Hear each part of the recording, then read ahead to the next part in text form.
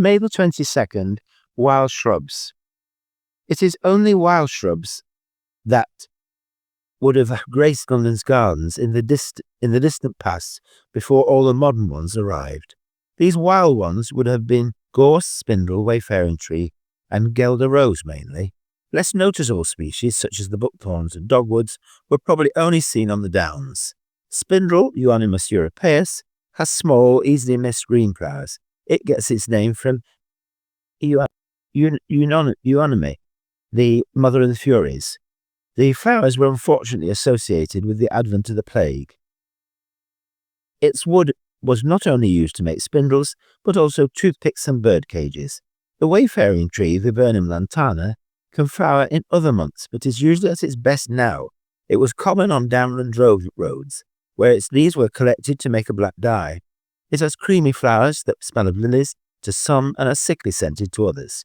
A small wild shrub, petit whin, Genista anglica, is found on our wilder heaths, unlike most of our other shrubs, which tend to be on the downs. Petit whin was used to make brooms, but also has a more illustrious history. This is the Plantagenista, which was the emblem of the Plantagenets. It was thought to signify humility. Henry VIII is said to have drunk a tea made from its flowers to relieve his overeating.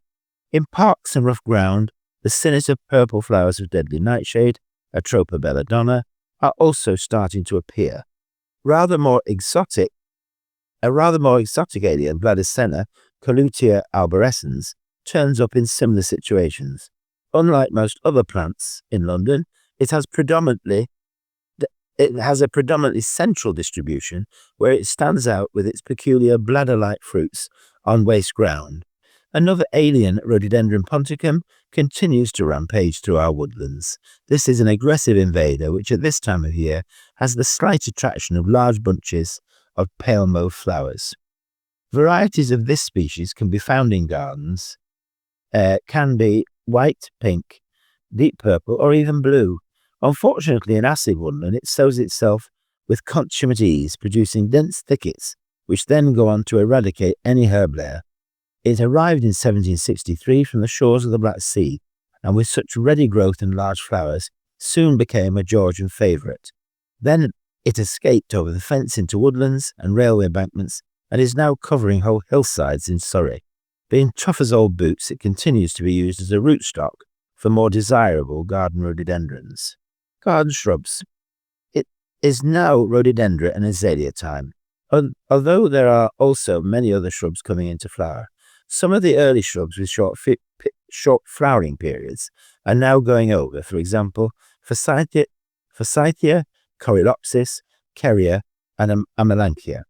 Others just have long flowering periods, or have late varieties such as Berberis, Viburnum, Caenomiles, Daphne siticis, Spirea ceanothus, Camellia rosa, Skimmia coisia, Osmanthus pieris, Rubus and Prunus.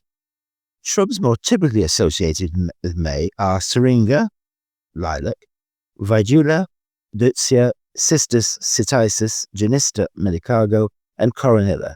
Less noticeable flowering shrubs at this time include Fothergilla, Vaccinium, Euphorbia symphoriocarpus, and Symphoriocarpus. Shrubby climbers are also very much a feature of the month, most noticeably Wisteria solanum, Jasminum, Clematis fremontodendron, Californian glory, and Lanicera.